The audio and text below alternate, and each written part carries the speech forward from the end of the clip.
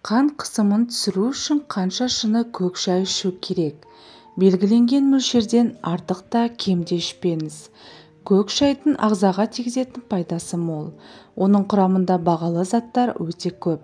Соның арқасында антиоксидант ретінде жоғары бағаланады. Көк шайды жиі ішетіндердің терісі де таза, ағзасы да белсенді жұмыс істейді. Әсіресе суықтап ауырған кезде көк шай ішсеңіз, іштегі токсиндерді шығарып, зат алмасуды жақсартады, әрі суыққа қарсы ем болады.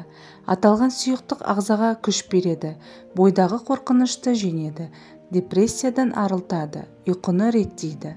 Сан түрлі дертке дауа болатын шайды мейлінше таңертең ішкеніңіз дұрыс.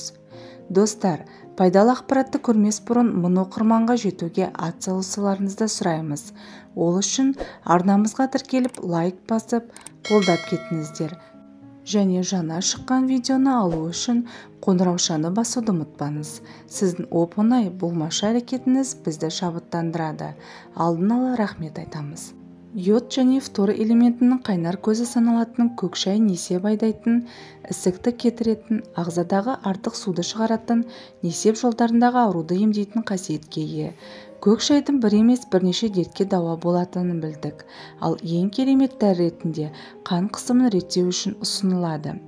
Қан қысымын қалпына түсіретін ең арзан әрі ең пайдалы ем көк шай екенін біле жүріңіз. Сұйықтық жүрек пен қан тамырларының жұмысын жақсартады. Аз мөлшердегі шай қан қысымын түсіріп, тамырларды май басудан қорғайды. Көк шай қан қысымын түсіре ме, көтере ме? Көк шайдың қан қысымына тигізетін пайдасы туралы пікір екіге жарылады. Әсіресе әлем ғалымдары мұның даулы тақырып екенін жасырмайды. Сонымен көк шайды қай кезде ішу керек? Түрлі минералдар мен дәрумендерге бай көк шайды қан қысымын қалпына келтіру үшін ішу керек. Жоғарыда айтқанымыздай, тек мөлшері мен уақытына мұқият болғаныңыз абзал. Көк шай тамырдың серпімділігін арттырады, қандағы холестерин деңгейін төмендетеді. Ал бұлар қан тамыры мен жүрек жұмысының кенеттен нашарлауының алдын алады. Егер сіздің қан қысымыңыз көтерілсе, бір шыны көк шай ем болмайды. Тәулігіне 5 шыны шай ішу керектігін ұмытпаңыз. Көк шай қай кезде зиян болады? Ешқашан көк шайды көп ішуге болмайды. Әсіресе жүйке жүйесі сыр берген және қан қысымы жоғары жүретін адамдарға зияны мол.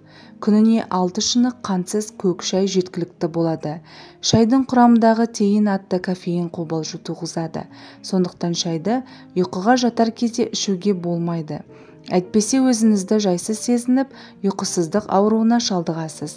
Ал құрамындағы полиферол бауырдың жұмысына кері әсер етеді. Белгіленген мөлшерден артығымен қабылдасаңыз, бастың сақинасы ұстайды, әрі бас айналуы мүмкін. Оған қоса, сүйек те сырқырап ауырады. Жалпы көк шайдың пайдасы медицина жоққа шығармайды. Алайда күннің алғашқы жартысында белгіленген мөлшерді ғана ішу керектігін ескертеді. Егер белгіленген мөлшерден артық ішіп қойсаңыз, асқазанның қышқылдығын арттырады. Сосын ешқашан аш қарынға ішпеңіз. Буыны ауыратындарға да көк шай ішуге болмайды. Көк шайды жиі ішетіндер жүрек қан тамыр ауруларымен, кейбір онкологиялық аурулармен, диабеттің 2-ші түрімен, көз ауруларымен ауырмайды. Ал сіз көк шайды қаншалықты жиі ішесіз? Төменге жаза кетіңіз. Осымен достар, бүгінгі видеомыз өз соңына жетті. Видео ұнаса жақындарыңызбен бөлісе отырып, арнаға тіркеліп, лайк басуды ұмытпаңыз. Келесі видеода кездескенше сау саламатта болайық.